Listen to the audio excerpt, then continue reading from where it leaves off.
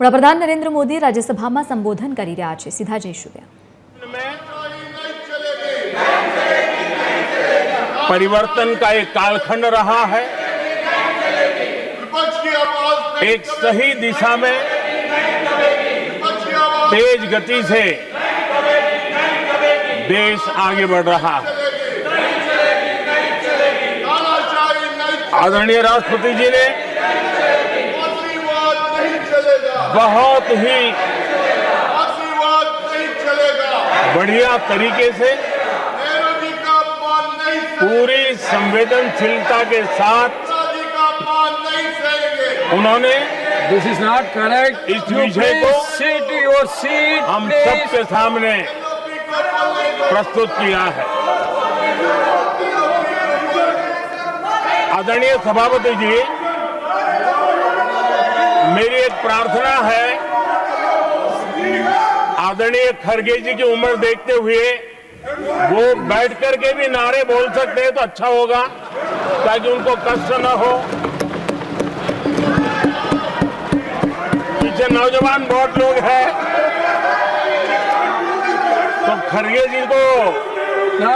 आज बैठते बैठते भी When you are speaking, they are listening. You are नारे listening. बोलने की अनुमति दे दीजिए।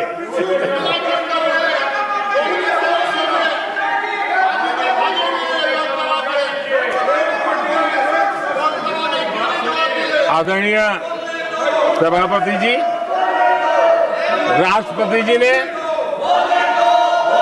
इस देश के मध्यम वर्ग, इस देश के निम्न मध्यम वर्ग, इस देश के गरीब, इस देश के गांव, इस देश के किसान, महिलाएं, विज्ञान हो, प्रौद्योगिकी हो, कृषि हो, सभी विषयों को लेकर के बहुत ही विस्तार से भारत के प्रगति का एक स्वर संसद में गूंजा है।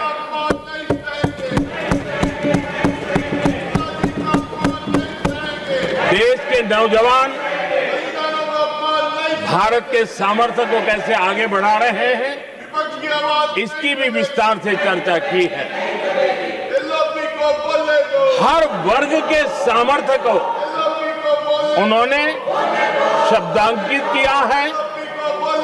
और इतना ही नहीं, आदरणीय राष्ट्रपति जी ने भारत के उज्जवल भविष्य के प्रति एक विश्वास व्यक्त किया है। ये अपने आप में हम सबके लिए प्रेरक है। आदरणीय सभापति जी, 21वीं सदी का प्रथम क्वार्टर पूरा हो चुका है, लेकिन ये दूसरा क्वार्टर जैसे पिछली शताब्दी में भारत की आजादी के जंग में दूसरा क्वार्टर बहुत ही निर्णायक बना था। मैं साफ साफ देख रहा हूं कि विकसित भारत के निर्माण की दिशा में ये दूसरा क्वार्टर भी उतना ही सामर्थ्यवान होने वाला है, उतना ही तेज गति से आगे बढ़ने वाला है। और इसलिए आदरणीय सभापति जी, राष्ट्र का हर व्यक्ति ये महसूस कर रहा है कि एक अहम पड़ाव पर हम पहुंच चुके हैं। अब न हमें रुकना है, न हमें पीछे मुड़ करके देखना है। I will not go ahead to do what you are doing. आगे ही आगे देखना Please, है, my dear. I am not going to let गति you से चलना now. है। You please, my dear. और लक्ष्य को प्राप्त करके ही हमें सांस लेनी है। उस दिशा में हम आगे बढ़ रहे हैं। Nothing आदरणीय should go on सभापति without ji, except to the Prime Minister's speech.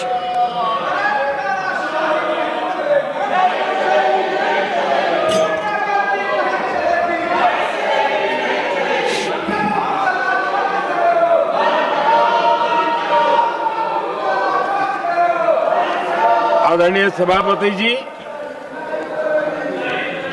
वर्तमान में अगर हम देखें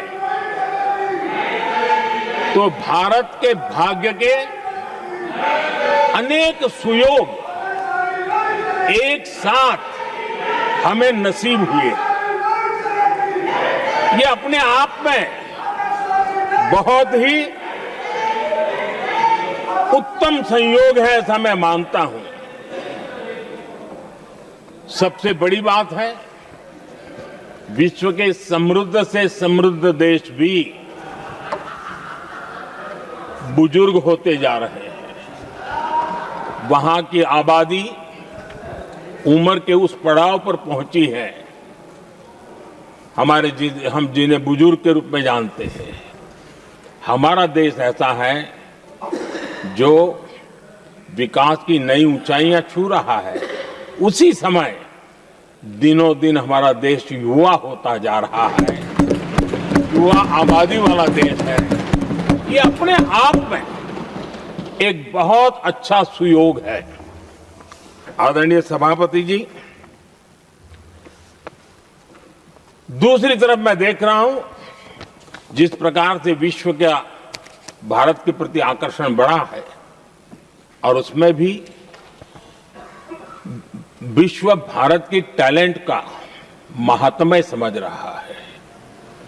हमारे पास आज दुनिया का बहुत ही महत्वपूर्ण टैलेंट पूल है, युवा टैलेंट पूल है, जिसके पास सपने भी हैं, संकल्प भी है, सामर्थ्य भी है। और इसलिए ये दूसरा सुयोग है, शक्ति का आशीर्वाद हमारे साथ है। आदरणीय सभापति जी, भारत आज विश्व में जो चुनौतियां पैदा हो रही है, उन चुनौतियों का समाधान देने वाला एक देश आशा की किरण बना हुआ है, और हम समाधान दे रहे हैं। वैसा ही एक महत्वपूर्ण सुयोग है कि आज मेजर इकोनॉमी में भारत का ग्रोथ बहुत हाई है, और हाई ग्रोथ और लो इन्फ्लेशन ये बहुत ही यूनिक संयोग है, और ये हमारी अर्थव्यवस्था की मजबूती को प्रदर्शित करता है।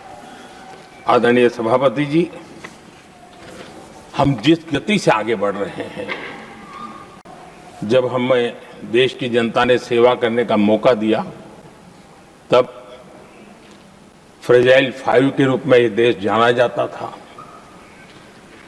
जब हमें अवसर मिला, तब देश आजाद हुआ, तब हम दुनिया में 6 नंबर की इकोनॉमी थे।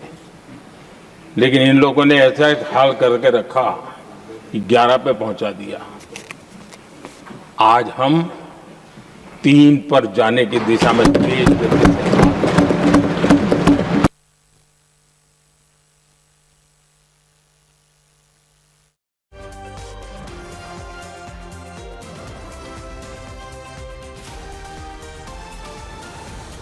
તો જે પ્રમાણે પોતાના સંબોધન દરમિયાન તેમની જીડીપી ગ્રોથ વિશે ખાસ કરીને વાત કરી છે, અને જે તે સમયે 11 નંબરથી હવે 3જા નંબર સુધી અર્થતંત્રને પહોંચાડવા માટે સતત પ્રગતિશીલ ભારત થઈ રહ્યું છે, અને જે શાસનકાળ ચાલી રહ્યું છે ત્યારે તેને જોતા તેમને જે પ્રમાણે નિવેદન આપ્યું છે, અને બીજી તરફ વિપક્ષ સતત હોબાળો પણ કરી રહ્યો છે, અને વિકસિત ભારત માટે તેમને વર્ષ 2025ને ખૂબ જ મહત્વપૂર્ણ પણ ગણાવ્યું છે, કારણ કે દેશના યુવાનોને નવી તક મળી છે, અને બીજી તરફ સતત આગળ વધવા માટે ભારત આગળ છે તે પ્રમાણેનું નિવેદન અત્યારે તેમના તરફથી આપવામાં આવી રહ્યું છે। આજે ભારત પાસે યુવા ટેલેન્ટ છે તેવું તેમણે પોતાના નિવેદન દરમિયાન કીધું છે, જે દરમિયાન તેઓ સંબોધન કરી રહ્યા છે। આજના યુવા પાસે સંકલ્પ છે અને સામર્થ્ય છે કંઈક કરી બતાવવા માટેનું, તેવું પણ કહી રહ્યા છે।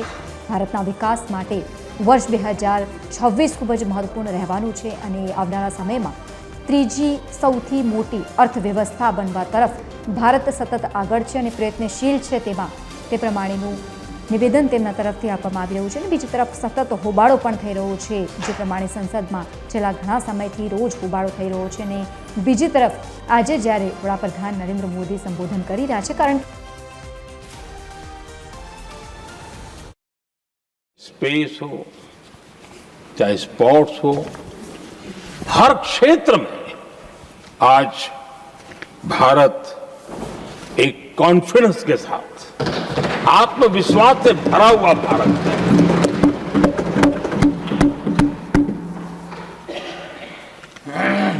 कोविड के बाद विश्व में जो स्थितियां पैदा हुई और ऐसी नई नई चीजें जुड़ती गई, आज दुनिया संभल नहीं पा रही है। ऐसे में साफ साफ नजर आ रहा है कि दुनिया एक नए ग्लोबल ऑर्डर की तरफ, नए वर्ल्ड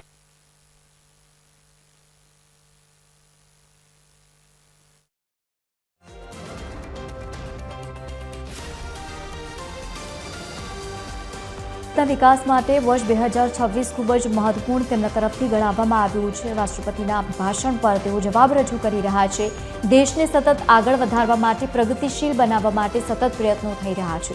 રાજ્યસભામાં વિપક્ષના સાંસદો જો કે બીજી તરફ હોબાળો કરી રહ્યા છે, પરંતુ આ તમામની વચ્ચે વડાપ્રધાન નરેન્દ્ર મોદી એ સમયગાળાને રજૂ કરી રહ્યા છે જે દરમિયાન ભારત સતત આગળ વધી રહ્યું છે। એક તરફ જ્યારે પાંચમી સૌથી મોટી અર્થવ્યવસ્થા હતી એ સમય પછી જ્યારે વિપક્ષની તેઓ દ્વારા વાત કરવામાં આવી તો એ આંકડો છેક 11 સુધી પહોંચી ગયો, એ પ્રમાણે તેમના તરફથી કહેવાનો મતલબ હતો। પરંતુ હવે એ ત્રીજી સૌથી મોટી અર્થવ્યવસ્થા બનવા તરફ ભારત સતત આગળ છે અને આવનારા સમયમાં, કારણ કે 2047માં તેમને વિકસિત ભારતનો જે સંકલ્પ લીધો છે તેને આગળ પહોંચાડવા માટે સતત પ્રયત્નશીલ થઈ રહ્યા છે અને એટલા જ માટે વિકસિત ભારતની વાત દર વખતે અહીંયા કરવામાં આવે છે। આજે પણ તેઓ એ જ વાત કરી છે કે ભારત પાસે યુવા ટેલેન્ટ છે જે પોતાની તકો આગળ બતાવવા માટે સતત સમર્થનમાં ઊભા રહ્યા છે।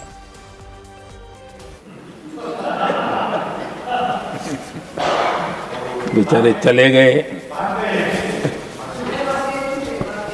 लेकिन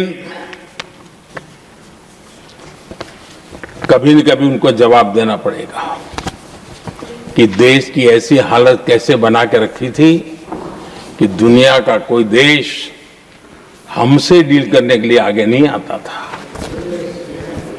आपने कोशिश की होगी, पीछे पीछे पीछे बहुत चक्कर लगाए होंगे, लेकिन किसी ने आपकी तरफ देखा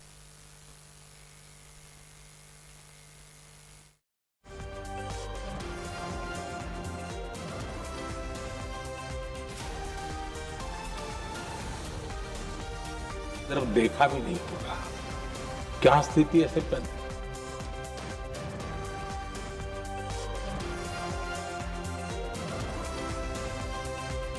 डेवलपिंग कंट्री के साथ डील करता है ना, वो अपने आप में भी अर्थ जगत के लिए एक बहुत बड़ा चुनौती है। और मेरे लिए नई बात नहीं है। जब मुझे गुजरात में सेवा करने का अवसर मिला था तो मैं एक वाइब्रेंट गुजरात समिट करता था और मेरे लिए गर्व की बात थी कि एक स्टेट, हिंदुस्तान का एक स्टेट, मेरी इस वाइब्रेंट समिट के partner country, develop country Japan हुआ करता था। एक राज्य ने सामर्थ्य दिखाया था, आज मेरा देश है सामर्थ्य दिखा रहा है। ये तब होता है जब आपके पास आर्थिक सामर्थ्य हो, आपके पास आपके नागरिकों के अंदर, देशवासियों में एक ऊर्जा हो और खास करके मैन्युफैक्चरिंग के लिए एक मजबूत इकोसिस्टम हो, तब जाकर के विश्व आपके साथ डील करने के लिए आगे आता है। वोट बैंक की राजनीति में डूबे हुए लोगों ने कभी भी देश के ऐसे अनेक पहलुओं पर मजबूती देनी चाहिए, ये कभी उनकी प्राथमिकता नहीं रही और उसी का परिणाम है। और जहां तक कांग्रेस पार्टी का सवाल है, मैं साफ साफ कहना चाहता हूं और मेरे शब्दों पे भरोसा नहीं तो मैं देश को लोगों को कहूं कुछ मत करो, सिर्फ लाल किले से कांग्रेस के प्रधानमंत्रियों के जो भाषण है, सिर्फ उन भाषणों का एनालिसिस कर लो, आपको साफ साफ लगेगा कि न उनके पास कोई सोच थी, न उनके पास कोई विजन था और न ही कोई इच्छा शक्ति थी। और इसका परिणाम है कि देश को इतना भुगतना पड़ा। आदरणीय सभापति जी, मैं कोटि कोटि देशवासियों का आभारी हूं। उन्होंने सेवा करने का अवसर दिया। हमारी काफी शक्ति उनकी गलतियों को ठीक करने में जा रही है। दुनिया के मन में जो उनके समय की छवि है, उस छवि को धोने में मेरी ताकत लगती है। ऐसा बर्बाद करके रखा हुआ था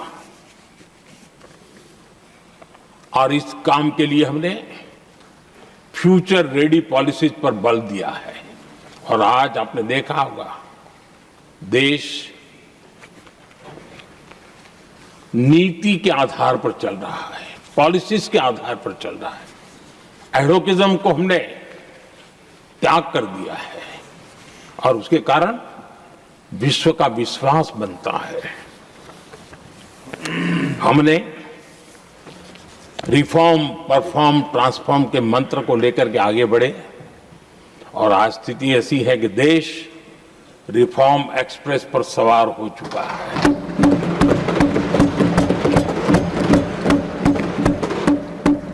हमने स्ट्रक्चरल रिफॉर्म्स किए हैं, प्रोसेस से जुड़े रिफॉर्म्स किए हैं, पॉलिसीज में रिफॉर्म किए हैं। हमारा मैन्युफैक्चरिंग सेक्टर, हमारे उद्यमी ये सशक्त हो, भारत की हर चीज का वैल्यू एडिशन हो, उस दिशा में हमने प्रयास किया है। और मैं आज विश्वास के साथ कह सकता हूं, आज भारत विश्व के साथ स्पर्धा करने के लिए पूरी तरह तैयार है।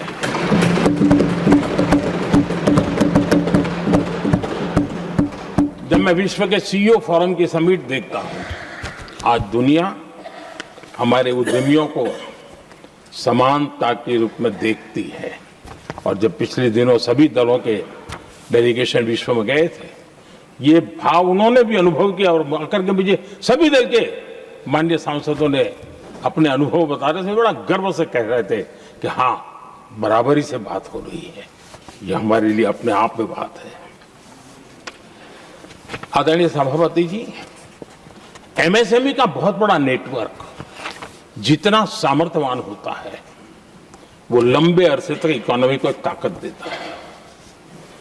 हमने उस दिशा में बल दिया और हमने कई रिफॉर्म्स किए हैं। आज हमारे एमएसएमई नेटवर्क पर दुनिया का भरोसा बढ़ रहा है। बड़े बड़े हो सकता है हम हवाई जहाज नहीं बनाते होंगे, लेकिन कई हवाई जहाज है जिसमें कई पुर्जे मेरे देश के छोटे छोटे एमएसएमई बना रहे हैं। आदरणीय सभापति जी, देश में हुए इन प्रयासों का नतीजा सबके सामने है। बड़े बड़े देश भारत के साथ व्यापारिक संबंध बनाने के लिए बहुत ही आतुर है।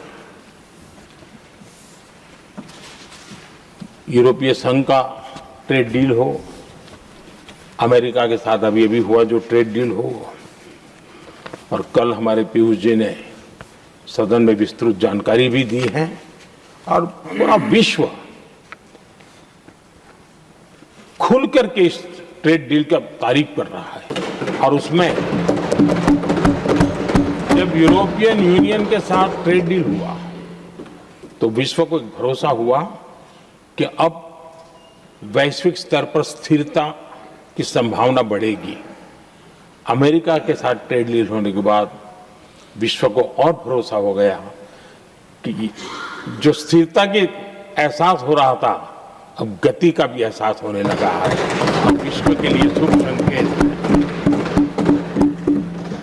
आदरणीय सभापति जी, इसका सबसे बड़ा लाभ हमारे देश के नौजवानों को होगा।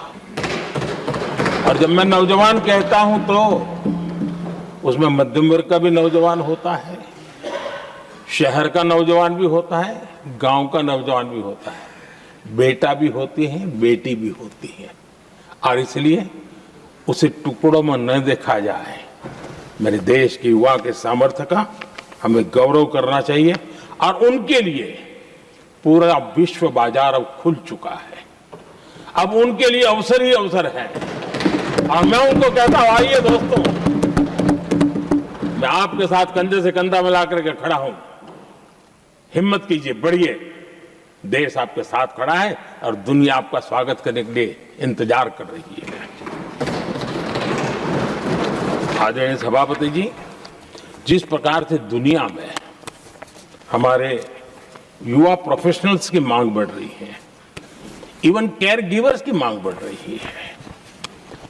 हर कोई मिलता है, हमें इस प्रकार के लोग चाहिए। इस प्रकार कुछ लोग तो अपना स्पेशल ऑफिस यहां बना रहे हैं रिक्रूट करने के लिए, योग्य टैलेंट की खोज के लिए।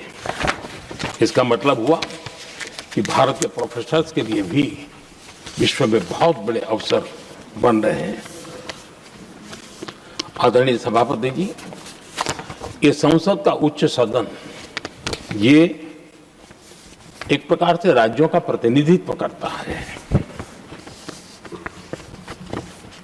और जो चर्चा की बारीकियां मैंने देखी, मेरा मन कहता है कि थोड़ा स्तर इसका ऊपर होना चाहिए था।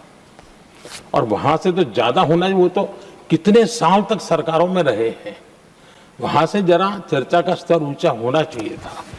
लेकिन उन्होंने ये मौका भी गंवा दिया। देश उन पर कैसे भरोसा कर सकता है। आदरणीय सभापति जी, मैं कल एक माननीय सदस्य को सुन रहा था। यूं तो वो अपने आप को राजा कहलाने में बहुत गर्व करते हैं, लेकिन वे आर्थिक असमानता की चर्चा कर रहे थे। बताइए, जो खुद को राजा माने और वो आर्थिक असमानता की बात करे, तो आपको लगता है कि क्या यही देखने के बाकी रह गए थे क्या? आदरणीय सभापति जी, हमारे टीएमसी के साथियों ने काफी कुछ कहा।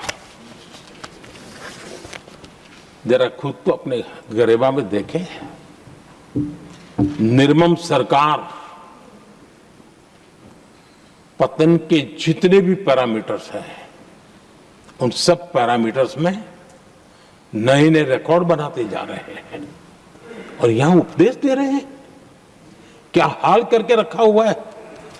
ऐसी निर्मम सरकार से वहां के लोगों का भविष्य अंधकार के अंदर डूब रहा है, लेकिन इनको कोई परवाह नहीं है।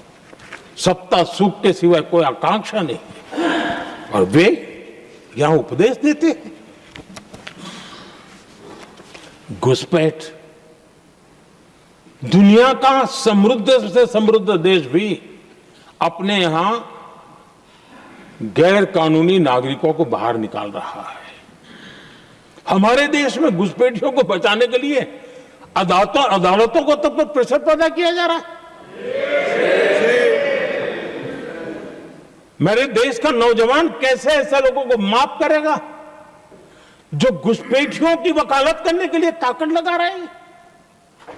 और घुसपैठिए मेरे देश के नौजवानों के हक छीन रहे हैं, उनकी रोजी रोटी छीन रहे हैं, आदिवासियों की जमीन छीन रहे हैं। बेटे बेटियों के जिंदगी पर खतरे पैदा हो रहे हैं, लेकिन उनके लिए महिलाओं पर अत्याचार होते रहे। सत्ता नीति के सिवा कुछ करना नहीं, और वो यहां पर हमें उपदेश दे रहे हैं। और ऐसे चिंताजनक सभी विषयों पर आंखें मूंद करके बैठे हुए वो लोग हैं। एक हमारे माननीय सदस्य काफी कुछ बोल रहे थे, जिनकी पूरी सरकार शराब में डूब गई, जिनके शीश महल घर घर में नफरत का कारण बन गए, और शायद उनको ब्लैक शब्द ज्यादा पसंद है। हर एक अपना अपना एक भूतकाल होता है।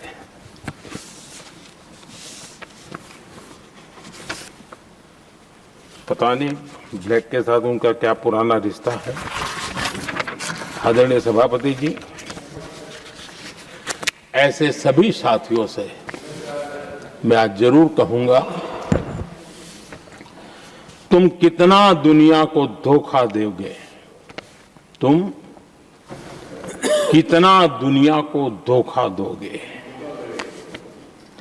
आईना देख लिया तो अपनी सच्चाई कहां छिपाओगे।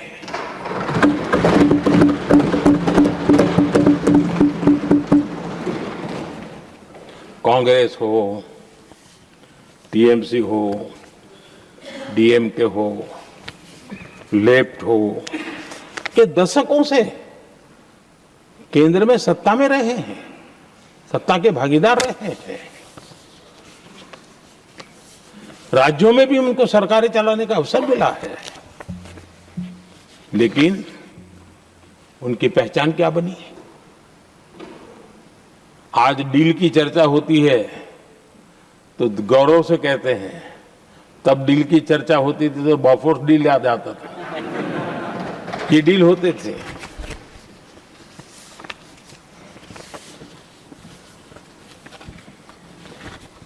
उन्होंने सिर्फ जेब भरने का काम किया। नागरिकों के जीवन में बदलाव आना उनकी प्राथमिकता नहीं थी। आदरणीय सभापति जी, मैं कुछ उदाहरणों के साथ भी बात बताना चाहता हूं, क्योंकि यहाँ चर्चा में ये सारे विषय आए हैं और इसलिए मुझे कहना बहुत जरूरी है। अब एक उदाहरण देता हूं मैं बैंकिंग सेक्टर का। बैंकिंग सेक्टर एक प्रकार से अर्थव्यवस्था की ग्रिड होता है। 2014 से पहले फोन बैंकिंग का कालखंड था। नेता के फोन जाते थे और उसके आधार पर करोड़ों रुपया दे दिए जाते थे, और गरीबों को तो बैंकों में दुत्कार मिलती थी, नफरत होती थी। देश की 50% से ज्यादा आबादी बैंक के दरवाजे तक नहीं देख पाई थी। कांग्रेस के नेताओं के फोन पर अरबों रुपये लोगों को दे दिए गए, और जो ले जाते थे वो अपनी पर्सनल प्रॉपर्टी मान करके पैसे हजम कर जाते थे। यही खेल चलता रहा। कांग्रेस और यूपीए के राज में, और आज जो इंडी अलायंस बन करके बैठे हैं, उनके राज में बैंकिंग व्यवस्था तबाही के कगार पर खड़ी थी। मैं नया प्रधानमंत्री के पद का दायित्व मुझे मिला, मैं एक देश के मुखिया से मैं मिला, ऐसे ही बात कर रहा था। मैंने कहा बैंकिंग की दृष्टि से हम कुछ आगे बढ़ना चाहिए। उन्होंने कहा पहले एक बार साहब जरा, अभी आप नए हो, आपके बैंकों की व्यवस्था का अध्ययन कर लीजिए। हम कैसे हिम्मत करें। एक देश के नेता ने कोई एक जानकारियां थी, उसने मुझे बताया, यहां इनको कोई परवाह ही नहीं। यानी एक प्रकार से उन्होंने जिस प्रकार से बैंकिंग व्यवस्था को, एनपीए के पहाड़ खड़े हो गए थे। जहां भी देखो चर्चा चलती थी, एनपीए का क्या होगा, एनपीए का क्या होगा, कैसे बचेंगे। आदरणीय सभापति जी, चुनौती बड़ी थी, लेकिन हमने समझदारी से काम दिया। बैंकिंग व्यवस्था के सब कर्ता धर्ताओं को विश्वास में लिया। रिफॉर्म की आवश्यकता थी, हिम्मत के साथ रिफॉर्म किए, पारदर्शी व्यवस्था बनाई, ढेर सारे बैंकिंग रिफॉर्म्स हुए, और जो सरकारी बैंक दुर्बल हो चुकी थी, ठीक नहीं चल पाती थी, उसको हमने बड़ी बैंक के साथ मर्जर कर दिया। और मुझे याद है किसी एक महाशय बड़े अपने आप को विद्वान मानने वाले ने लिखा था, अगर मोदी सरकार बैंकों में ये कर ले तो हिंदुस्तान का बहुत बड़ा रिफॉर्म हो जाएगा। वो काम मैंने आते ही कर दिए थे। आदरणीय सभापति जी, और इन सारी चीजों का नतीजा हुआ बैंकों में जो बीमारी घर कर गई थी, उस बीमारी से बैंकों को मुक्ति मिली। बैंकों का स्वास्थ्य सुधरा, लगातार सुधरा, अभी भी तेजी से आगे दौड़ रहे हैं। और बैंकिंग का जब स्वास्थ्य सुधरा तो लेन देन का कारोबार भी उनका बढ़ा, लोगों को पैसे मिलने लगे, सामान्य व्यक्ति को पैसे मिले। ऐसे ऐसे गरीब लोगों को लोन मिले जिनके लिए कभी बैंक के दरवाजे बंद थे, बेचारा दूर से देख करके उसे जाना पड़ता था। आज मुद्रा योजना, मुद्रा योजना जो देश के नौजवान को अपने पैरों पर खड़े रहने की ताकत देता है, मुद्रा योजना जो स्वरोजगार की प्रेरणा देता है, लेकिन स्वरोजगार के भाषण के काम नहीं होता है, उसका हाथ पकड़ना पड़ता है, उसको साथ देना पड़ता है, उसको सहाय देनी पड़ती है। और हमने मुद्रा योजना के साथ द्वारा 30 लाख करोड़ रुपया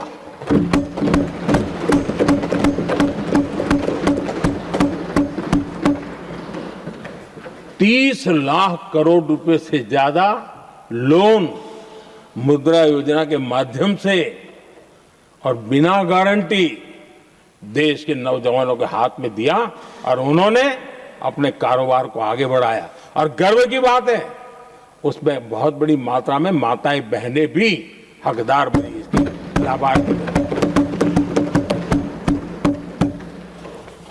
सेल्फ हेल्प ग्रुप, इन दिनों ग्रामीण महिलाएं बड़े सपने देखती हैं, खुद अपने पैरों पर खड़ा होना चाहती थी। विमेन सेल्फ हेल्प ग्रुप का हमने विस्तार तो किया ही किया, लेकिन 10 करोड़ बहनों को हमने सीधी आर्थिक मदद की व्यवस्था की। हमारे एमएसएमई सेक्टर को हमने भरपूर लोन दी। और मैं आज बड़े संतोष के साथ, बड़ी जिम्मेवारी के साथ इस पवित्र सदन में कहना चाहता हूं, हमने एनपीए जिसके पहाड़ हुआ करते थे 2014 के पहले, आज उसको हमने नीचे निम्न स्तर पर ला करके खड़ा कर दिया है। आज एनपीए 1% से भी नीचे है। ये अपने आप में बैंकों के स्वास्थ्य के लिए बहुत उत्तम काम हमने किया। मैंने इतना ही नहीं, हमारे बैंकों का प्रॉफिट आज रिकॉर्ड पर है, हाई रिकॉर्ड है उसके। ये अपने आप में देश की अर्थव्यवस्था को ताकत देने के लिए, बैंकिंग व्यवस्था मजबूत होती है तो बाकी अर्थव्यवस्था को भी मजबूती मिलती है। उस काम को कहेगा। आदरणीय सभापति जी, मैं एक और उदाहरण देना चाहता हूं। हमारे पीएसयूज, आमतौर पर पीएसयूज के संबंध में मान्यता बन चुकी थी, वो बनते ही हैं बीमार होने के लिए, वो बनते ही हैं बर्बाद होने के लिए, वो बनते ही हैं बंद होने के लिए। हमने इस पूरी मानसिकता को हकीकतों के आधार पर बदलने में सफलता प्राप्त की है। और ये लोग पीएसयूज को लेकर के कितनी गलत बातें फैलाते थे। अर्बन नक्सल की तरह ऐसे पीएसयूज के दरवाजे के बाहर मजदूरों की मीटिंग करके भड़काने का पाप करते थे, गुमराह करने का काम करते थे। इन्होंने LIC, state bank of India और भी HAL, ऐसे हर एक को बड़ा भला बुरा और इतना भद्दे तरीके से, जब उनकी सरकार थी तब तो ये इन चीजों को संभाल नहीं पाते थे, उसको कुछ कर भी नहीं पाते थे। आदरणीय सभापति जी, हमने इसमें भी हिम्मत दिखाई हमने पीएसयूज के संबंध में भी रिफॉर्म्स किए, रिफॉर्म्स की एक लगातार परंपरा चलाई। आज एलआईसी बेस्ट तरीके से उसने पूरे कार्यकाल में अपना एलआईसी का जन्म हुआ तब तक उत्तम से उत्तम परफॉर्मेंस का कालखंड उसका गुजर रहा है। जिन पीएसयूज को कांग्रेस के नेता ताले लगवाने की कगार पर पहुंच चुका था और उसी पर अपनी राजनीतिक रोटी सेकने का प्रयास भी किया गया था, आज हमारे पीएसयूज रिकॉर्ड प्रॉफिट पर हैं।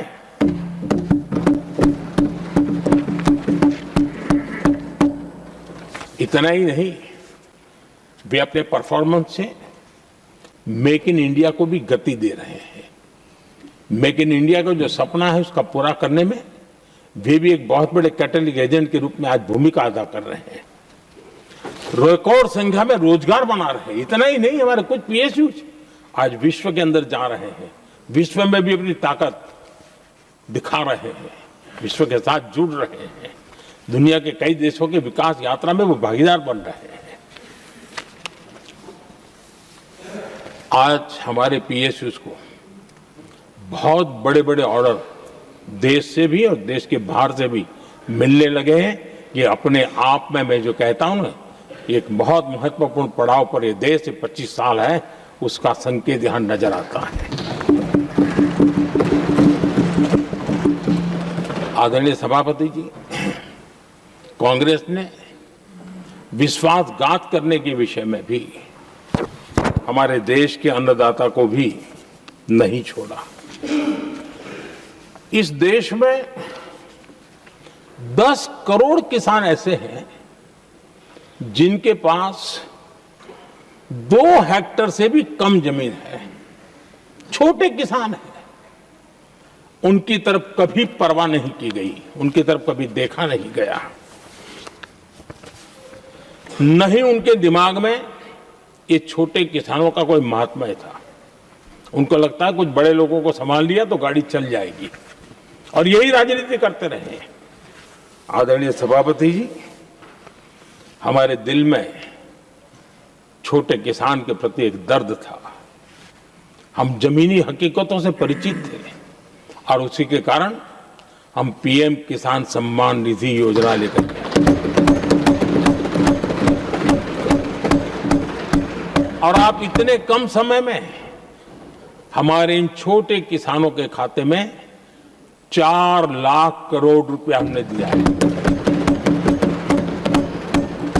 4 लाख करोड़ रुपया आंकड़ा छोटा नहीं होता है आदरणीय सभापति जी, और उसने हमारे छोटे किसानों को एक नई ताकत दी है, नए सपने देखने का सामर्थ्य दिया है। और मुझे पक्का विश्वास है कि हमारा किसान उस दिशा में जरूर भारत की आशा अपेक्षा के अनुरूप परिणाम देगा।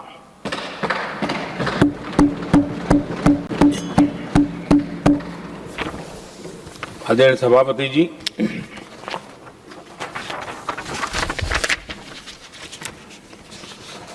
यहां कुछ साथियों ने इम्प्लीमेंटेशन के संबंध में शिकायतों का भाषण काफी किए। शायद वो तय करके आए थे कि ऐसा ऐसा बोलना है, तो इसमें तो उनका ऐलान दिखता था, बाकी में तो नहीं दिखता है। आदरणीय सभापति, जब ये इम्प्लीमेंटेशन को लेकर के इतनी बड़ी बड़ी बातें करते हैं, मैं एक जरा किस्सा सुनाता हूं। मैं किसी का भला बुरा कहने के लिए नहीं कर रहा हूं, मैं सिर्फ हकीकतें रख रहा हूं। परेशानी जिनको होगी उनको होगी, लेकिन तथ्य तो तथ्य ही होते हैं। हमारे देश के एक नेता हिमाचल प्रदेश के दौरे पर देते हैं और वहां से आने के बाद उन्होंने खुद ने ये घटना कहीं सुनाई, रिकॉर्ड पर उपलब्ध है। उसमें उन्होंने कहा,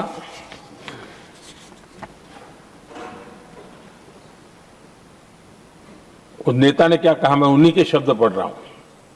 काफी लंबे समय तक मुझे योजना आयोग से संघर्ष करना पड़ा, क्योंकि वे पहाड़ी क्षेत्रों के लिए अलग योजनाएं बनाने को तैयार ही नहीं थे। मैं हिमाचल प्रदेश गई थी। जब मैं वापस आई तो मैंने योजना आयोग में कहा कि हमारे कामदारों को, वर्कर्स को जीप की जरूरत नहीं है, बल्कि खच्चरों की आवश्यकता है, ताकि कम से कम उन पर सामान आदि लादा जा सके। आगे उन्होंने कहा, लेकिन मुझे बताया गया हम पैसा तो जीप के लिए ही देंगे, क्योंकि खच्चरों के लिए पैसे देने की पॉलिसी नहीं है। इसी भाषण में आगे वो कहती हैं, अब वहां सड़कें ही नहीं थी। उनका कहने का कारण यह था कि हिमाचल में जहां वो गई और सड़कें ही नहीं थी। अब वहां सड़कें ही नहीं थी तो फिर उस पर जीप का क्या लाभ हो सकता है? जीप लेकर के कौन जाएगा जहां रोड नहीं है? लेकिन उस समय योजना आयोग का जोर था या तो जीप या तो कुछ भी नहीं। आदरणीय सभापति जी, ये भाषण किसी और का नहीं, ये कांग्रेस के वरिष्ठ नेता और तत्कालीन प्रधानमंत्री इंदिरा गांधी का भाषण है।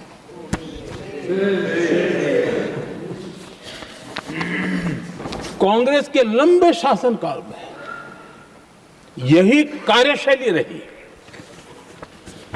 और जिसको इंदिरा जी खुद जानती भी थी कि ये पाप चल रहा है, लेकिन इस कार्य संस्कृति को सुधारने के लिए उन्होंने कोई कदम नहीं उठाया। और इंदिरा गांधी जिस प्लानिंग कमीशन की धज्जियां उड़ा रही थी, उसके जन्मदाता उनके स्वयं के पिताजी थे। और प्लानिंग कमीशन को बना और इंदिरा जी ने जब कहा, उसके बीच में 2 दशक बज चुके थे, लेकिन हाल यही था। और 2014 तक सब दुखी थे, सब परेशान थे, सब गलती देख रहे थे, लेकिन सुधार करने की तैयारी नहीं। 2014 के बाद जब आपने हमें मौका और कांग्रेस ने जिस प्रकार से प्लानिंग कमीशन अटकाना, लटकाना, भटकाना वाली कार्यशैली बना दी थी, 2014 में जब हमें मौका मिला तो हमने आकर के काम किया, प्लानिंग कमीशन को खत्म कर दिया और नीति आयोग को बनाया। आज नीति आयोग बहुत तेज गति से काम कर रहा है। अब देखिए एस्पिरेशनल डिस्ट्रिक्ट, वो भी एक बड़ा प्रेरक उदाहरण है। और मैं तो देख रहा हूं कि डेवलपिंग कंट्रीज के लिए, विकास के लिए एक मॉडल के रूप में वैश्विक संस्थाएं इसको अनुमोदन दे रही है। ये एस्पिरेशनल डिस्ट्रिक्ट की ये सफलता बनी है। देश के कई जिले ऐसे थे जिसको पिछड़े मान करके छोड़ दिया गया था, और वहां करोड़ों लोगों की जो मौलिक जरूरतें थी उसको भी नकार दिया गया था। उनको तो ऐसे ही जीने के लिए मजबूर कर दिया गया था। और जो पिछड़े इलाके थे वो और पिछड़े होते गए और बर्बादी आती गई। और हालत तो सरकार में ऐसी थी कि जब किसी को पनिशमेंट ट्रांसफर करनी होती थी, पनिशमेंट पोस्टिंग देना होता, तो ऐसे ही जिलों में भेजा जाता था ताकि और खराब करे वो। ये हाल बन गया था, ये वर्क कल्चर बन गया था। हमने इस स्थिति को बदला। सबसे पहला आग्रह किया, यंग होनहार अफसरों को लगाया जाएगा और पूरा 3 साल का मौका उसको दिया जाए काम करने का। एक के बाद अब निर्णय किए। और आज देखिए किसी समय छत्तीसगढ़ का हमारा बस्तर एस्पिरेशनल डिस्ट्रिक्ट में था, आज वो बस्तर पूरे देश में बस्तर ओलंपिक के नाम से चर्चा में है।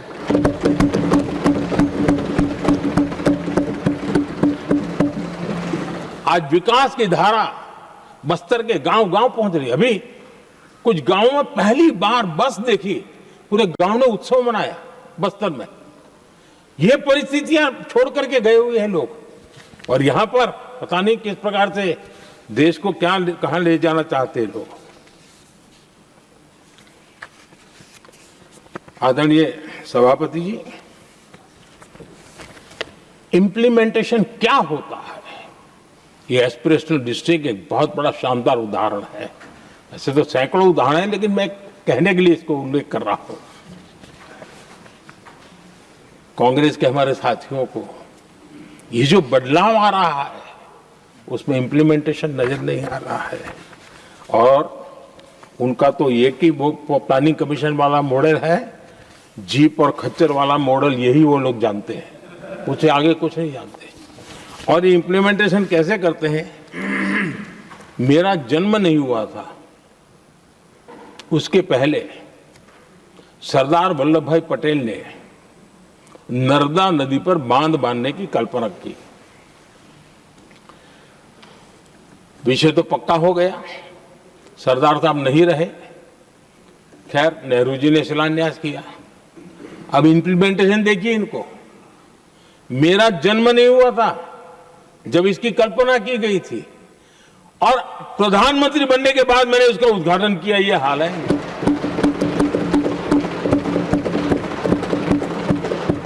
और उनका इम्प्लीमेंटेशन देखिए, मुझे मुख्यमंत्री रहते हुए 3 दिन अनशन पर बैठना पड़ा था नर्मदा सरदार सरोवर डैम के लिए, मेरे राज्य के किसानों के लिए।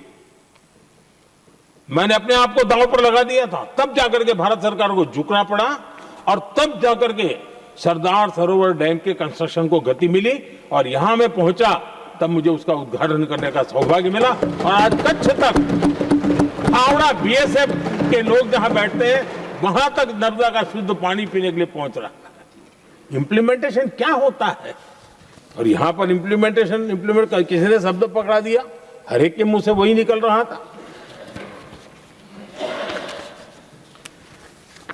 हमने कांग्रेस की कार्यशैली को बदलने के लिए, जब मैंने देखा कई ऐसे काम थे अटके पड़े हुए, कोई पूछने वाला नहीं थे फाइलों में, और पॉलिटिकल फायदे के लिए अनाउंसमेंट कर दिए, दिए जला दिए, पत्थर लगा दिए, करना कुछ नहीं। आखिरकार मैंने एक टेक्नोलॉजी वाला प्लेटफॉर्म बनाया यहां आकर के, प्रगति के नाम से।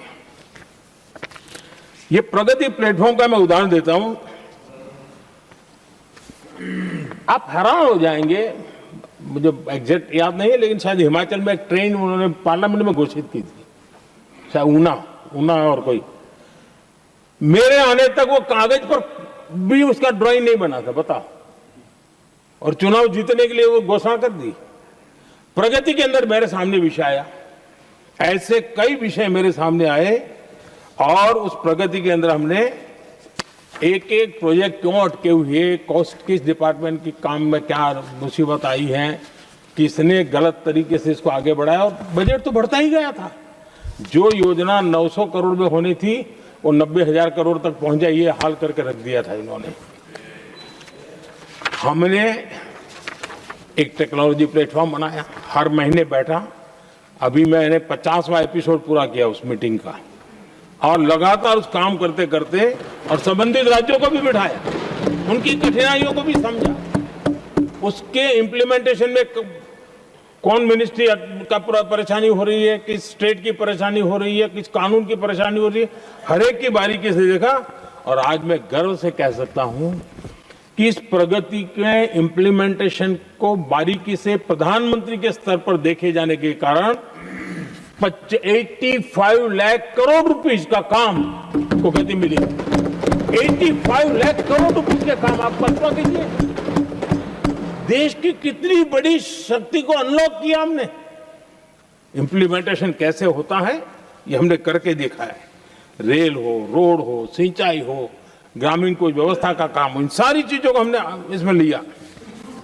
अब जैसे जम्मू उधमपुर श्रीनगर बारामूला रेल लाइन, आज ये प्रोजेक्ट पूरा हुआ, और बर्फबारी में इन दिनों आपने देखा एक वीडियो बहुत पॉपुलर हुआ है, बर्फ के बीच में थे, चारों तरफ बर्फ की चादर छाई हुई है और वंदे भारत ट्रेन निकल रही है, और लोग कहते हैं गलती मत करना, ये तो विदेश है, ये हिंदुस्तान है। ये रील चल रहे हैं बाजार में।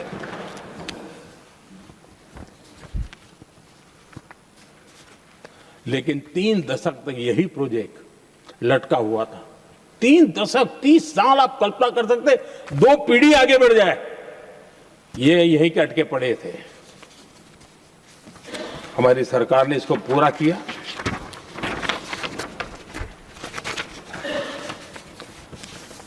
आदरणीय सभापति जी, मैं असम की बात करता हूं, और कोई ये मत सोचो कि मैं चुनाव है इसलिए बोल रहा हूं।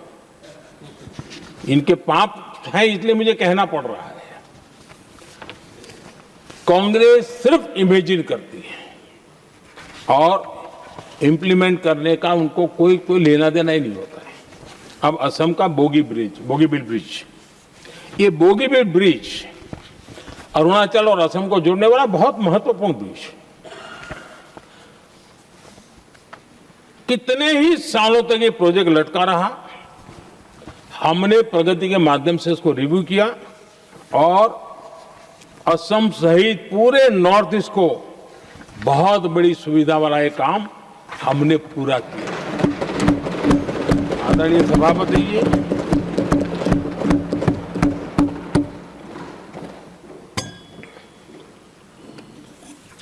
इंप्लीमेंटेशन की बातें जब करते हैं तो एक बार हमारे पास तो तथ्यों के साथ चीजें हैं कि हमने चीजों को समय पर पूरा करने की दिशा में आगे बढ़े। और इन दिनों तो जो काम कर रहे हैं समय से पहले हो रहा है। हमने पूरी दुनिया को कहा था कि हम 2030 तक यहां पहुंचेंगे सोलार में, हमने वो काम 2025 में कर दिया। हमने इथेनॉल का समय तय किया था, हम उसमें भी 2-3 साल पहले ही काम पूरा कर लिया। तो एडवांस में हम काम पूरा करने का, इंप्लीमेंटेशन की ताकत हमारे से उससे भी ज्यादा है। आदरणीय सभापति जी, भाजपा हो, एनडीए हो, हमारा अप्रोच, चीजों की तरफ देखने का हमारा दृष्टिकोण, समस्या के समाधान के लिए हमारी सोच और कांग्रेस के बीच में आसमान जमीन का अंतर है, बहुत फर्क है। मैं आपको उदाहरण देता हूं।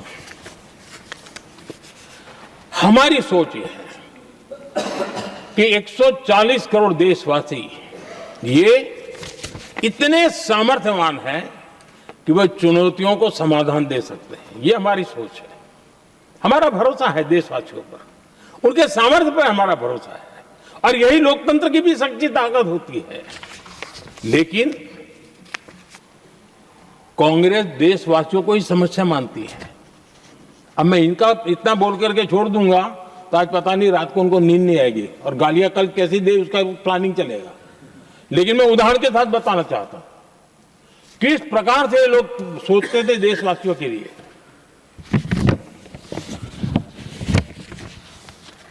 देश के लोगों के बारे में नेहरू जी और इंदिरा जी की सोच क्या थी, मैं उसके विषय में बताना चाहता हूं।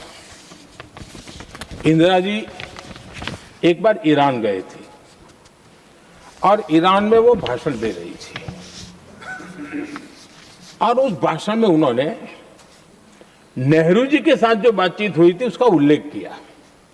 खुद ने कहा है, उन्होंने कहा, और मैं जो इंदिरा जी ने कहा था उसको कोट कर रहा हूं, जब किसी ने मेरे पिताजी से पूछा, यानी नेहरू जी से पूछा कि उनके सामने कितनी समस्याएं हैं, तो उन्होंने उत्तर दिया था 35 करोड़। नेहरू जी ने जवाब दिया था कि उनके सामने कितनी समस्याएं हैं, बोले 35 करोड़। उस समय हमारे देश की जनसंख्या थी 35 करोड़। अब आगे देखिए, 35 करोड़ देशवासी नेहरू जी को समस्या लगते थे। ऐसा कोई मुखिया हो सकता है क्या जी? और इस बात का उदाहरण देते हुए इंदिरा जी ने आगे कहा कि आज देश की जनसंख्या 57 करोड़ है, इसलिए मेरी समस्याओं की संख्या भी उतनी ही बड़ी है। यानी पिताजी को 35 करोड़ समस्या वाले देशवासी लगते थे, अब 57 करोड़ उनको समस्या। कोई ऐसा हो सकता है जो अपने ही देशवासियों को समस्या माने? ये फर्क है उनकी सोच और हमारी सोच में, ये फर्क है उनके अप्रोच और हमारे अप्रोच में।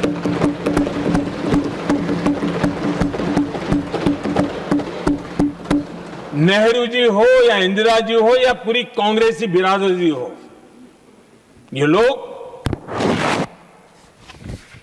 भारत के लोगों को समस्या मानते हैं। आदरणीय सभापति जी, मेरे कई कोटेशन मिलेंगे। मैंने दुनिया के सामने कहा है, देश के सामने कहा है, और कहा है इसलिए नहीं, ये मेरा कन्विक्शन है। अरे चुनौतियां कितनी ही क्यों ना हो, 140 करोड़ समाधान हमारे पास है।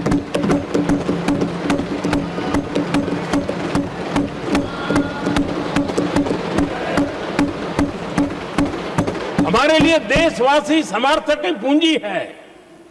हमारे लिए हर देशवासी भारत का उज्जवल भविष्य का नियंता है, निर्माता है, कर्ता धर्ता है। हम उसको समस्या कैसे कह सकते हैं? ऐसी सोच वाले लोग अपने परिवार का ही भला करेंगे और किसका करेंगे? आदरणीय सभापति जी, देश के लोगों का अपमान करते रहना ये कांग्रेस के स्वभाव में पड़ा हुआ है, उनके संस्कारों में पड़ा हुआ है। कांग्रेस ने बीते दिनों राष्ट्रपति जी का अपमान किया। चुनाव के बाद जिस प्रकार से हमारे राष्ट्रपति जी के लिए शब्द कहे गए हैं, शर्मिंदगी महसूस होती है कि ये कैसे लोग हैं।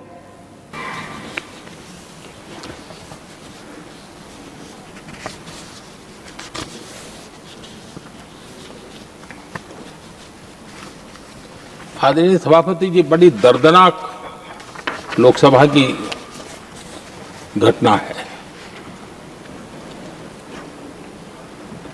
और शायद हताशा निराशा तो हम समझ सकते हैं, लेकिन इसके लिए देश के पवित्र लोकतंत्र के मंदिर को ही इस रूप में कर देना, और उस समय चेयर पर असम के ही हमारे एक माननीय सांसद बैठे थे और उस समय कागज फेंके गए, टेबल पर चढ़ दिया गया। क्या ये नॉर्थ ईस्ट का अपमान नहीं है? क्या असम के नागरिकों का अपमान नहीं है? कल फिर दोबारा किया उन्होंने, और उस समय आंध्र के दलित परिवार का बेटा चेयर पर बैठा था, उसने उसको भी अपमानित किया। यानी आपने नॉर्थ ईस्ट का अपमान, चेयर में बैठा अपमान करो। आंध्र के एक दलित परिवार का बेटा चेयर पर बैठा, उसका अपमान करो। सदन ने इनको काम दिया हुआ है, सबने मिलकर के काम दिया हुआ है, लेकिन वो दलित समाज से आते हैं, इसलिए आप अपमान करते हो।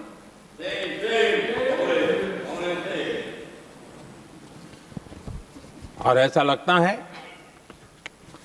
कांग्रेस के लोगों को असम की जनता के प्रति बड़ी नफरत है। उनको लगता है कि उसकी जनता ने उनका साथ छोड़ दिया, मतलब उनके दुश्मन हो गए।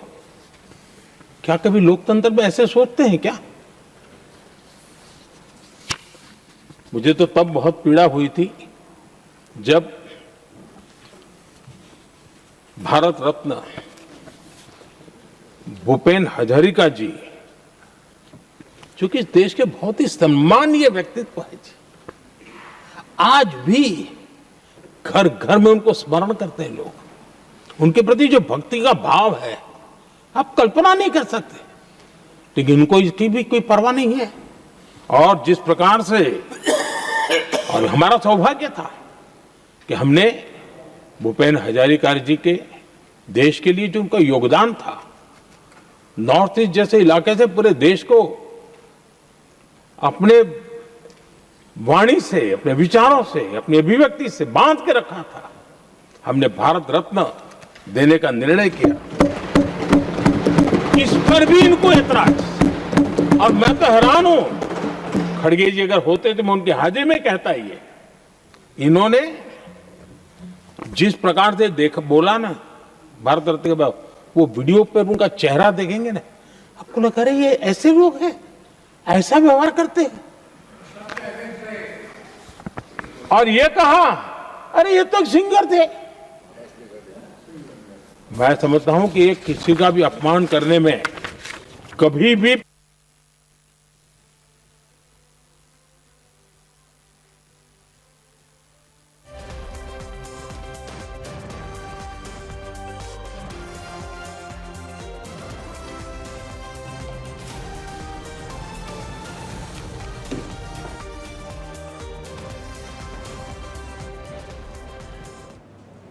તો રાજ્યસભામાં પ્રધાનમંત્રી સંબોધન કરી રહ્યા છે। જ્યારે તેમણે બોલવાનું શરૂ કર્યું, વિપક્ષે હોબાળો બચાવ્યો, વોકઆઉટ કર્યું, પરંતુ પ્રધાનમંત્રીએ તમામ મુદ્દા પર વિપક્ષને પણ ઘેર્યા છે। કોંગ્રેસે બંધારણ વિશે બોલવાનો હક નથી, રાષ્ટ્રપતિના પદનું અપમાન કર્યું છે તેવું પણ ટાંક્યું। કોંગ્રેસના સમય માત્ર ખિસ્સા ભરવાનું કામ થતું હતું। 2014 પહેલા લોકોએ બેંકના દરવાજા પણ નહોતા જોયા। તમામ જે વાતો છે પ્રધાનમંત્રીએ પોતાના સંબોધનમાં ખાસ ટાંકી છે। महत्वपूर्ण है कि गत रोज તેમનું જે ભાષણ છે તે હોબાળાને કારણે રાજ્યસભાને સ્થગિત કરીને અટકાવી દેવામાં આવ્યું હતું, પરંતુ આજે પ્રધાનમંત્રી તમામ વિષયો પર પોતાનું અભિભાષણ છે તે રજૂ કરી રહ્યા છે। दूसरे दलों में गए हैं, लेकिन औरों को तो किसी को गद्दार नहीं कहा उन्होंने। लेकिन कल सांसद को गद्दार इसलिए कहा क्योंकि वो सिख थे। ये सिखों का अपमान था, ये गुरुओं का अपमान था। और कांग्रेस के अंदर जो कूट कूट करके सिखों के प्रति नफरत भरी पड़ी है ना, उसका वो अभिव्यक्ति थी।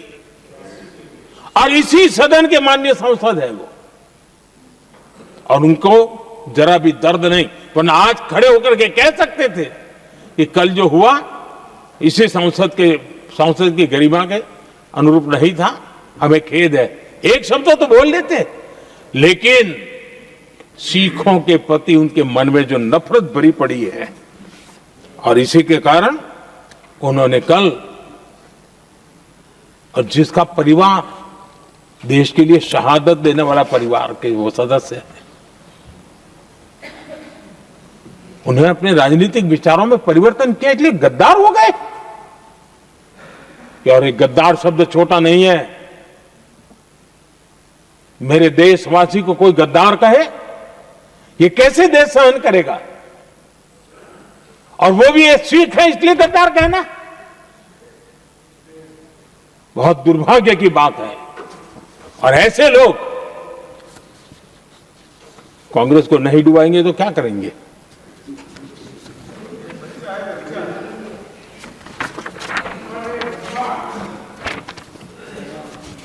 आदरणीय सभापति जी, एक तरफ ये दृश्य है और दूसरी तरफ हमारे सदानंद जी मास्टर का दृश्य है।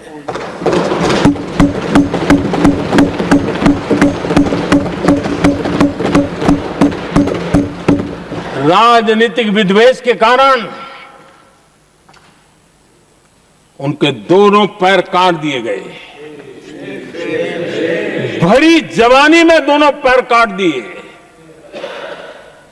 कटे हुए पैर से जिंदगी गुजार रहे हैं, लेकिन संस्कार इतने ऊंचे हैं कि वाणी में भी अपशब्द नहीं निकलता है, बर्तन में भी कटुता नजर नहीं आती। गर्व होता है। और कल जब उनका पहला भाषण हो रहा था सदन में, और उन्होंने जब अपने बेंच पर आपसे इजाजत लेकर के अपने कटे हुए पैर के लिए वो जो लीम का उपयोग करते हैं, आर्टिफिशियल लीम का, उन्होंने जब रखा, वो दृश्य देश के लिए पीड़ादायक था कि इस देश में ऐसा ही बंधारण की बातें करने वाले इंडिया अलायंस के लोग, और ये इंडिया अलायंस पूरा जिम्मेवार है इसके लिए, वैचारिक असहमति के कारण एक नौजवान के, और वो भी एक टीचर, शिक्षक के प्रति गर्व से, आदर से देखा जाता है, उसके पैर काट दे, लेकिन उनको कोई खेद नहीं है, उनको कोई दर्द नहीं है। लेकिन मैं मास्टर सदानंद जी को हृदय से अभिनंदन करता हूं कि उन्होंने जिस प्रकार से इतनी भयानक हमले के बाद भी देश की सेवा का अपना व्रत जारी रखा और आज देश की नीति निर्धारण में अंदर अपना योगदान दे रहे हैं। ये गर्व की बात है, और ऐसे लोगों के सहारे हम राजनीति में जीते हैं, काम करते हैं, देश के लिए जीने मरने की प्रेरणा मिलती है। ये संस्कार हमें पाए हैं ऐसे लक्षावधि कार्यकर्ताओं के तब से पाए हुए हैं। आदरणीय सभापति जी,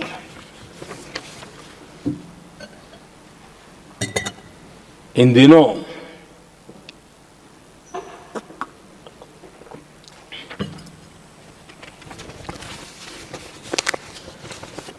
और वैसे कांग्रेस के हमारे साथियों का मुझ पर जरा विशेष प्रेम है, वो स्पेशल प्रेम है, और जब मैं जिम्मेवारी जो मिली है उसके तहत, और जिम्मेवारी न मिलती तो भी देश के लिए जीना तुमने सीखा है। हम विकसित भारत की जमीन मजबूत कर रहे हैं, उसको एक ताकत दे रहे हैं। एक तरफ देश के युवाओं के लिए मजबूत जमीन तैयार कर रहा हूं, तो कांग्रेस मोदी की कब्र खोदने के कार्यक्रम करवा रही है। और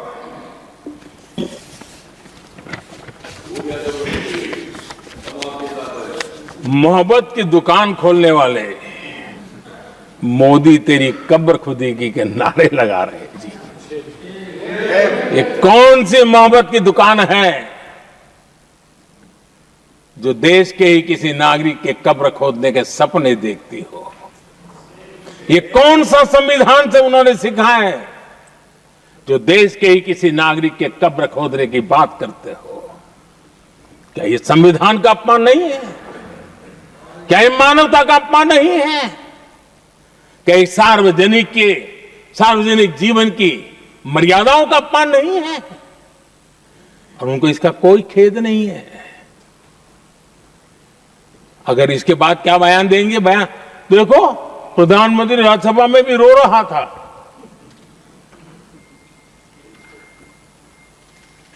किस प्रकार के संस्कार और वृत्तियों से पले बड़े लोग हैं ये। आदरणीय सभापति जी, मेरे लिए कोई अनुभव मेरा बहुत पुराना है। 2002 से जब वे विपक्ष में थे तब से, और 2004 से जब वो सत्ता में आए तब से, और 2014 से मैं जब यहां आया तब से, पिछले 25 साल से संसद का एक भी सत्र ऐसा नहीं गया, मोदी संसद का सदस्य नहीं था, एक भी सत्र ऐसा नहीं गया जिसमें इस सदन के अंदर मोदी को गाली देने का काम न किया हो इन लोगों ने। 25 साल। और मुझे किसी ने पूछा था, मोदी जी आपके स्वास्थ्य का क्या राज है? मैंने कहा मैं डेली 2 किलो गाली खाता हूं।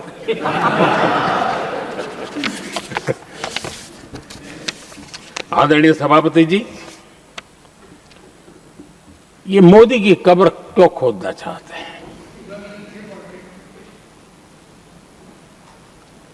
ये सिर्फ नारा नहीं है, ये इनके भीतर पड़ी हुई नफरत का प्रतिबिंब है, इसकी अभिव्यक्ति है। और वे इसलिए हैं, हमने 370 की दीवार गिरा दी, इसलिए वो मोदी की कब्र खोदना चाहते। हमने नॉर्थ ईस्ट में बम, बंदूक और आतंक का जो छाया बना रहता था, नॉर्थ ईस्ट में शांति और विकास का राह अपनाई, इसलिए वो मोदी की कब्र खोदने पर सोच रहे हैं। पाकिस्तानी आतंकियों को घर में घुस करके जवाब देते हैं, इसलिए मोदी की कब्र खोदने की बात कर रहे हैं। ऑपरेशन सिंदूर करते हैं, इसकी उनको परेशानी होती है और इसलिए वो मोदी की कब्र खोदते हैं। माओवादी आतंक से देश को मुक्ति दिलाने के लिए साहसपूर्ण कदम उठा रहे हैं, इसलिए मोदी की कब्र खोदती है आपको। हमने नेहरू जी ने देश के साथ बहुत बड़ा अन्याय किया था, सिंधु जल समझौता करके। उस सिंधु जल समझौते को हमने एबेंस में डाल दिया। क्या इसलिए आप मोदी की कब्र खोदने के नारे लगा रहे हो? आदरणीय सभापति जी, कांग्रेस की परेशानी कुछ और है। ये पचा नहीं पा रहे कि मोदी यहां तक पहुंचा कैसे, और उनकी परेशानी बढ़ती जा रही है कि भाई पहुंचा तो पहुंचा, लेकिन अब तक टिका क्यों है? और इसलिए वे एक ही रास्ता उनके लिए बचा हुआ लग रहा है कि मोदी तेरी कब्र खुदेगी।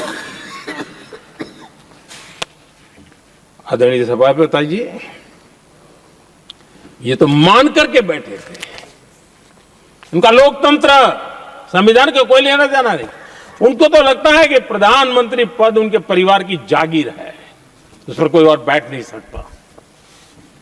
ये जो उनके भीतर में नफरत पड़ी हुई है ना, मोहब्बत की दुकान में जो आग भरी पड़ी हुई है ना, उसका परिणाम है। और इसीलिए कोई क्यों बैठा, हमारा पैतृक अधिकार था, इसलिए मोदी की कब्र खोदने का नारा लेकर के वो चल रहे हैं। आदरणीय सभापति जी, कांग्रेस के शाही परिवार को देश ने दशकों तक अवसर दिया है। ऐसा नहीं है, देश ने आपके लिए भी अपना भविष्य दांव पे लगाया था, लेकिन आपने गरीबी हटाओ के नारे लगाए, गुमराह किया। लाल किले पर से कांग्रेस के एक भी प्रधानमंत्री के भाषण में गरीबी हटाने की बात ना आई हो, ऐसा नहीं हुआ है। लेकिन किसी भी प्रधानमंत्री ने गरीबी हटाने के लिए क्या किया, वो एक बार भी नहीं आया। वो नारे से अधिक कुछ नहीं था उनका। और मोदी ने रास्ता अपनाया गरीब को एम्पावर करने का, गरीब को सशक्त करने का।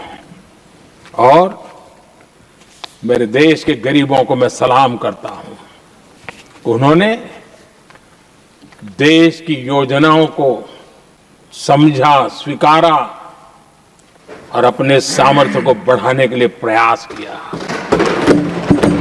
मैं देश के गरीबों का गौरवगान करता हूं कि हमारी नीतियों पर भरोसा करके, हमारी नीयत पे भरोसा करके उन्होंने भी अपने आप को खपाने के लिए कोई कमी नहीं रखी। और 25 करोड़ मेरे गरीब परिवार के भाइयों ने गरीबी को परास्त किया और खुद गरीबी से बाहर आए हैं। मैं उनको सलाम करता हूं।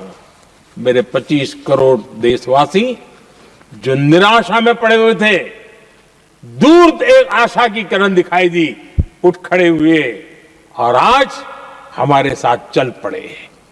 आदरणीय सभापति जी, 2014 के पहले इम्प्लीमेंटेशन की बातें करते थे। हमारे यहां सैकड़ों लोग रेलवे क्रॉसिंग पर मरते थे। स्कूल की बस रेलवे क्रॉसिंग से जा रही है, 20-20, 25-25 स्कूल के बच्चे मरने की खबरें आती थी।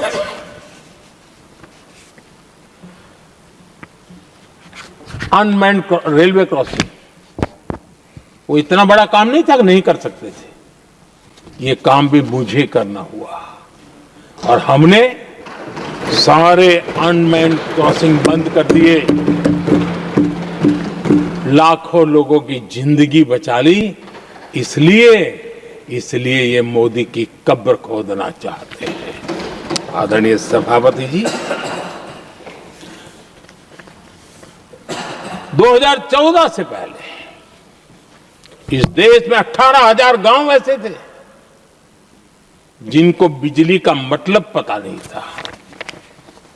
बिजली का कोई तार होता है, कोई बल्ब होता है, कोई लट्टू जलता हुआ उसमें उजाला निकलता, पता नहीं था उनको।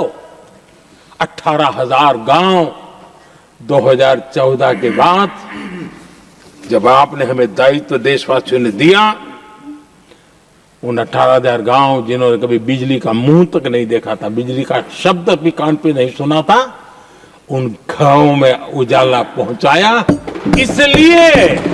इसलिए इनको मोदी की कब्र खोदने के सिवाय अब कोई रास्ता नहीं दिख रहा है।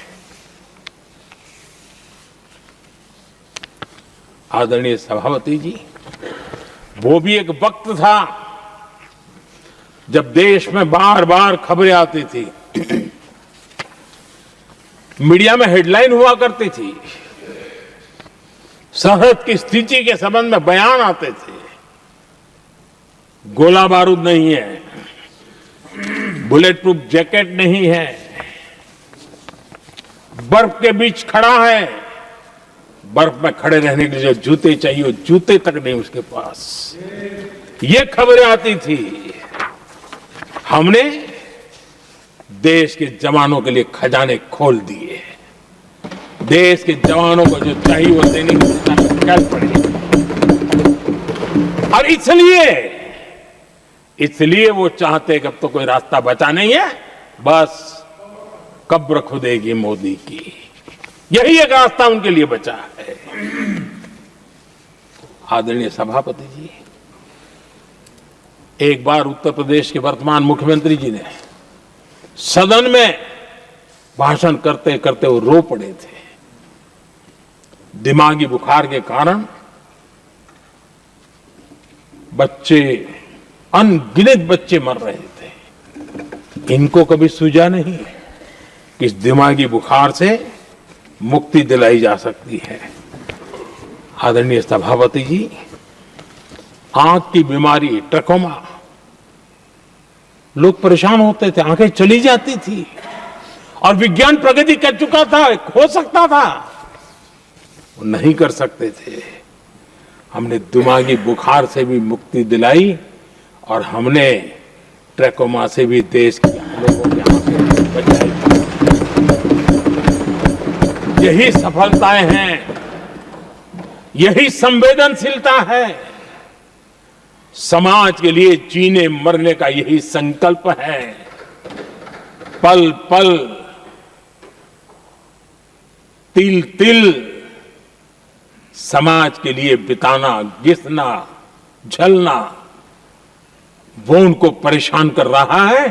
तब जाकर के मोदी तेरी कब्र खुदेगी, ये मंत्र लेकर के चल रहे हैं, ये सपने देख करके चल रहे हैं और बातें लोकतंत्र की करते हैं। मोहब्बत की दुकान के साइन बोर्ड लगाते हैं। क्या सार्वजनिक जीवन में ऐसी नफरत होती है? आदरणीय सभापति जी, इनकी सरकार रिमोट से चलती थी, मेरी सरकार भी रिमोट से चलती है। 140 करोड़ देशवासी मेरा रिमोट है।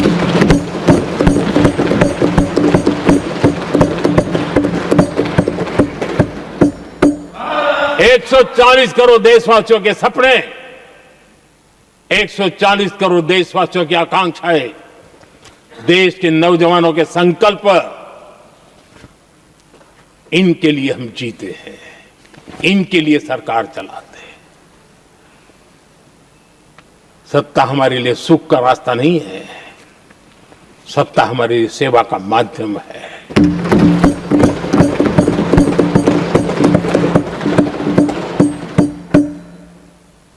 मुद्रा योजना, लाखों करोड़ों की मदद मिली, स्वरोजगार को बल दिया। कांग्रेस ने कभी स्टार्टअप कल्चर को प्रमोट ही नहीं किया। कुछ सैकड़ों में स्टार्टअप बेचारे अपने, उनको पता भी नहीं था। और इनका तो हाल ये है आदरणीय सभापति जी, अपने घर के स्टार्टअप को भी वो लिफ्ट नहीं कर पा रहे।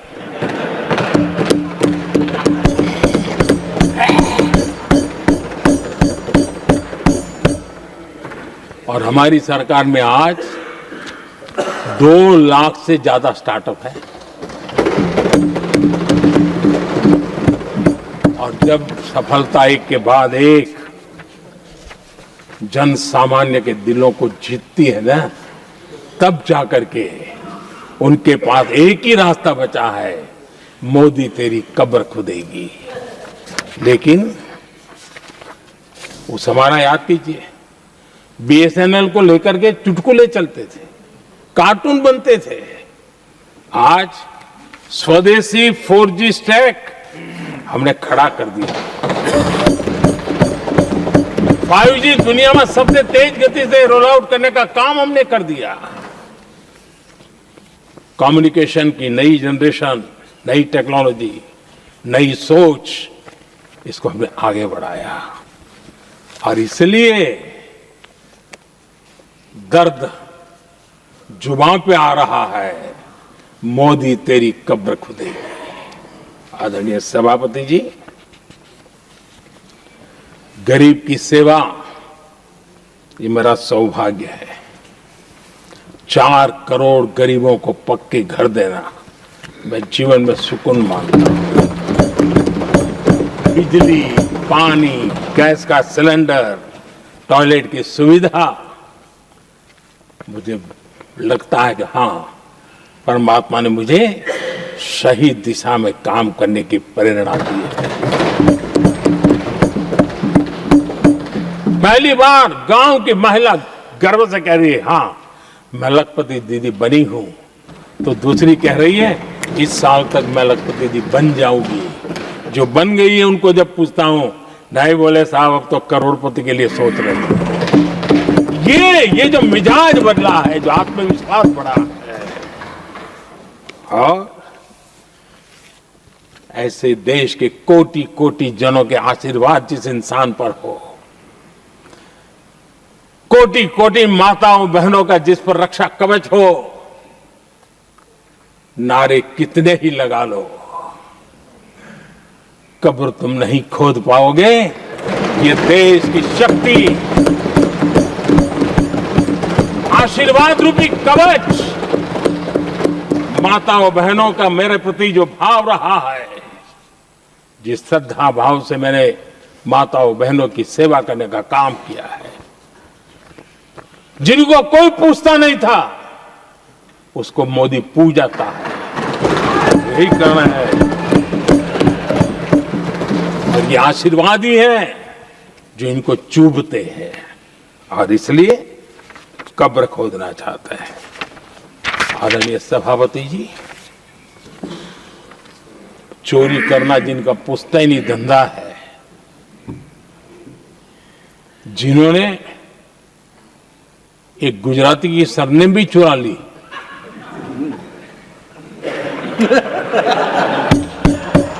महात्मा गांधी की सरनेम चुरा ली, ये लोग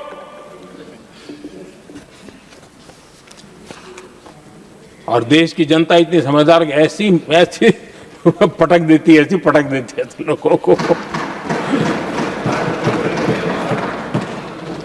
आदरणीय सभापति जी, हम एक विकसित भारत का सपना लेकर के चले और आज वो सपना देश के लोगों की ऊर्जा के कारण संकल्प में बदल चुका है। आज कहीं पर भी जाइए, हर कोई ये कहता है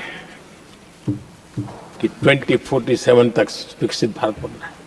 और मैं हैरान हूं, कुछ हमारे साथी सदन में इतने निराशावादी, इतने जमीन से कटे हुए लोग, बदलती हुई दुनिया से अनभिज्ञ लोग पता नहीं क्या बोल रहे हैं। वो कहते हैं हम मोदी जी भी 2047 की क्या बोल रहा है, 2047 किसने देगा है?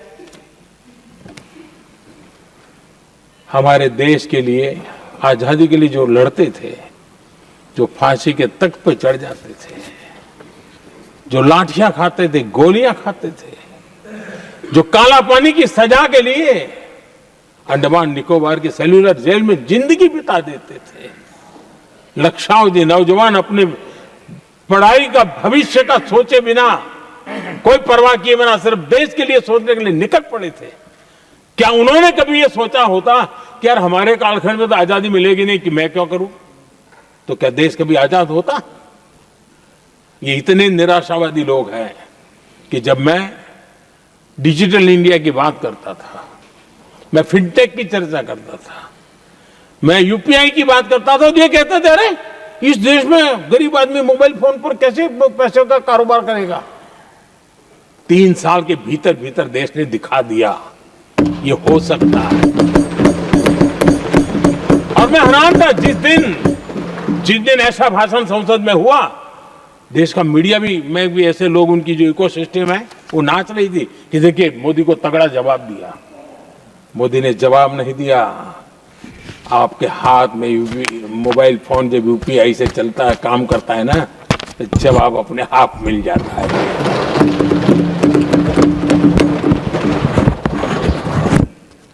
आदरणीय सभापति जी, कांग्रेस के समय एक व्यंग चला करता था और आमतौर पर कहा और सीरियस नेचर की चर्चा में भी आता था, हंसी मजाक में भी आता था। इंडिया मिस द बस, ये कॉमन वर्ड हो चुका भाई, मौका गंवा दिया, बाजी हाथ से चली गई। इंडिया मिस द बस, ये हमेशा होता था। आदरणीय सभापति जी, आज भारत कोई बस मिस नहीं कर रहा है, आज भारत काफिले का नेतृत्व कर रहा है।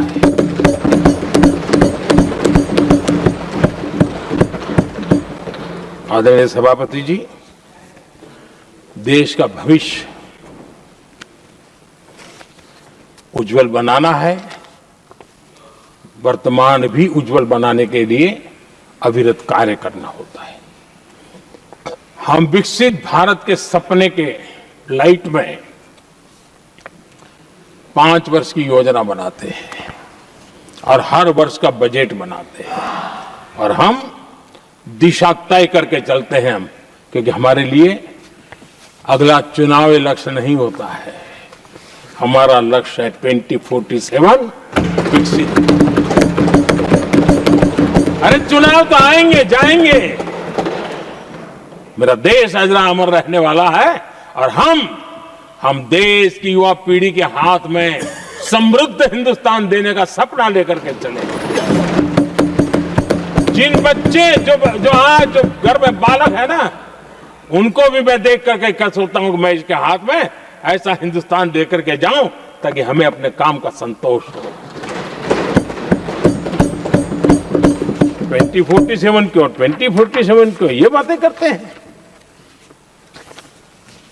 आदरणीय सभापति जी, आज जिस प्रकार से हम इनिशिएटिव लिए, चाहे स्पेस हो, साइंस हो, टेक्नोलॉजी हो, समंदर की गहराई हो, जल थल नभ अंतरिक्ष, हर क्षेत्र में नए संकल्प, नई ऊर्जा, नए कदम और नई सिद्धियों को लेकर के देश आज आगे बढ़ रहा है। हम ग्रीन हाइड्रोजन पर काम कर रहे हैं, हम आने वाले युग को समझ पा रहे हैं, हम क्वांटम कंप्यूटिंग की बात कर रहे हैं, हम एआई मिशन को लेकर के चल रहे हैं और आज दुनिया मानने लगी है कि एआई मिशन भारत बहुत कुछ दुनिया को दे सकता है। ये विश्वास आज दुनिया में बना है। आज दुनिया में क्रिटिकल मिनरल रेयर अर्थ राजनीतिक हथियार बन गया है।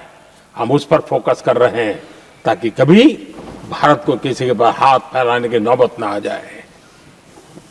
आदरणीय सभापति जी, ऐसे तो अनगिनत प्रोजेक्ट हैं जिसमें विदेश का इन्वेस्टमेंट आना ही आना है, क्योंकि अब हर किसी को अपना भविष्य भारत की भूमि में नजर आ रहा है।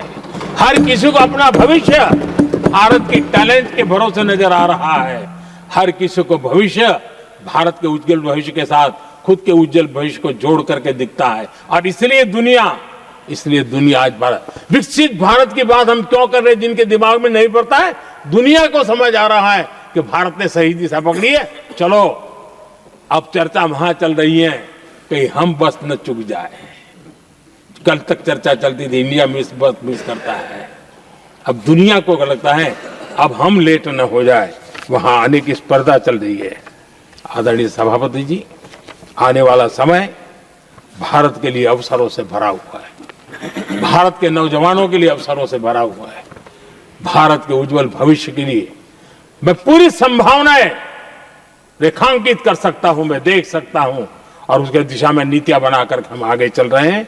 हम इसको और मैं चाहता हूं, मेरे देशवासियों को निमंत्रण देता हूं और मैं देशवासियों को आज सदन से भी कहना चाहूंगा, मैंने मन की बात में भी इसका उल्लेख किया था, मैं यहां पर सभी माननीय सांसदों से भी कहूंगा कि आप भी अपने अपने क्षेत्र में से लोगों को बताइए, जब दुनिया भर में इतने अवसर पैदा हुए हैं, उसको स्थायित्व तब मिलता है जब हम उत्तम प्रकार की चीजों को लेकर के जाए, हम क्वालिटी को कॉम्प्रोमाइज न करें। मुनाफा कम क्यों न हो, लेकिन क्वालिटी को हम निरंतर उत्तम करते जाएंगे। इनोवेशन करना पड़ेगा, करेंगे, रिसर्च करना पड़ेगा, करेंगे, प्रोडक्ट में मटेरियल बदलना पड़े तो बदलेंगे, लेकिन हम दुनिया में क्वालिटी की दृष्टि से उत्तम हो, तब जाकर के जो आज राजनीतिक दृष्टि से जो निर्णय होते हैं उसका बेनिफिट लेने के लिए हमने पीछे नहीं रहना चाहिए। मेरे देशवासियों से मैं आज यही आग्रह करूंगा कि आप क्वालिटी के विषय में मेरा साथ दीजिए, क्वालिटी में कॉम्प्रोमाइज ना करिए। आप देखिए दुनिया सिर्फ और सिर्फ made in India, made in Bharat, made in India, made in Bharat, इसके लिए गीत गाने लग जाएगी।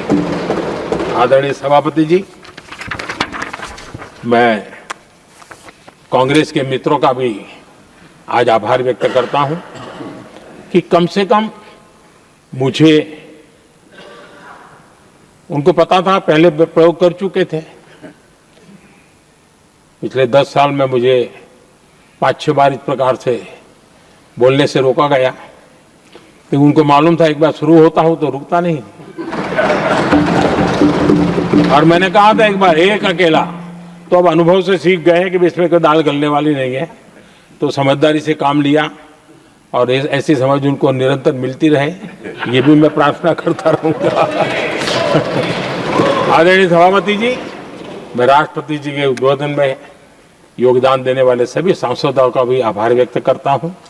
जो भी उत्तम विचार यहाँ प्राप्त हुए हैं, उत्तम विचार देश की प्रगति में जरूर काम आएंगे, ऐसा मैं विश्वास देता हूं।